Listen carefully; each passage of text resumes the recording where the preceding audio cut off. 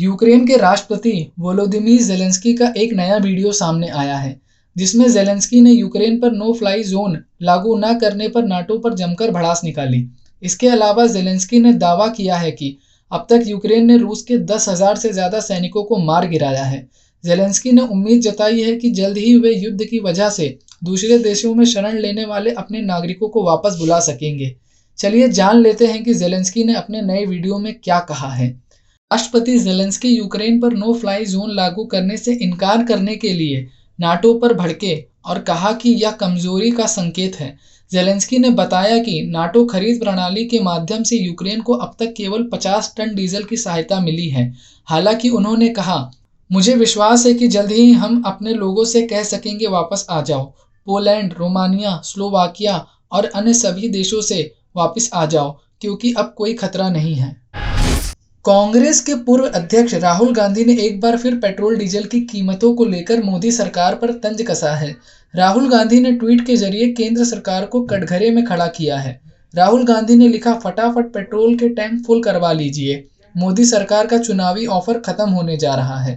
कांग्रेस के पूर्व अध्यक्ष राहुल गांधी ने शुक्रवार को भारतीय जनता पार्टी और प्रधानमंत्री नरेंद्र मोदी पर जमकर प्रहार किया और आरोप लगाया कि भाजपा के लोग धर्म व झूठ के नाम पर वोट लेते हैं।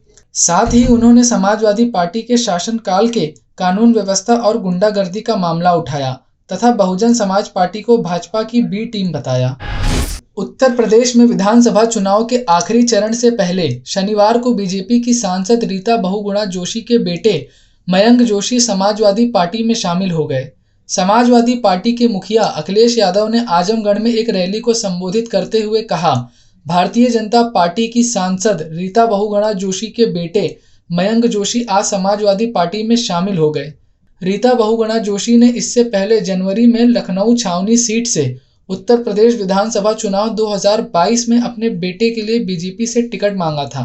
बीजेपी सांसद रीता बहुगुणा जोशी ने यह भी कहा था, अगर उनके बेटे को लखनऊ कैंट सीट से टिकट नहीं मिला तो वह अपनी लोकसभा सदस्यता छोड़ देंगी।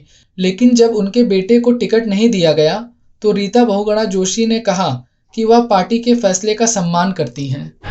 राष्ट्रवादी कांग्रेस पार्टी के प्रमुख शरद पवार ने शनिवार को कहा कि पार्टी के नेता और राज्य सरकार में मंत्री नवाब मलिक की गिरफ्तारी राजनीति से प्रेरित है और मुसलमान होने के कारण उनका नाम अंडरवर्ल्ड डॉन दाऊद इब्राहिम से जोड़ा जा रहा है।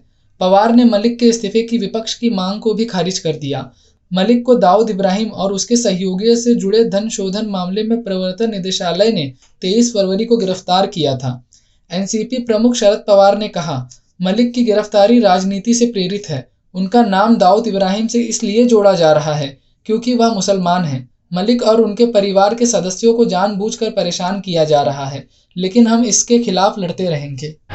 केंद्रीय मंत्री ज्योतिरादित्य सिंधिया ने कहा कि रोमानिया और मोल्दोवा से पिछले 7 दिनों में 6,222 भारतीयों को निकाला गया है। छात्रों को बुखारेस्ट के बजाय सुसेवा में उड़ानें संचालित करने के लिए लाया गया। अगले 2 दिनों में 1,050 छात्रों को निकाला जाएगा। हमने पिछले 7 दिनों के भीतर रोमानिया से ही अकेले हमने 29 फ्लाइट्स को संचालित किया है। विदेश मंत्रालय के प्रवक्ता अरिंदम बागची ने कहा कि हम यूक्रेन के सूमी में भारतीय छात्रों को लेकर बहुत चिंतित हैं। हमारे छात्रों के लिए एक सुरक्षित गलियारा बनाने के लिए तत्काल युद्ध विराम के लिए कई चैनलों के माध्यम से रूस और यूक्रेन की सरकारों पर जोरदार दबाव डाला जा रहा है।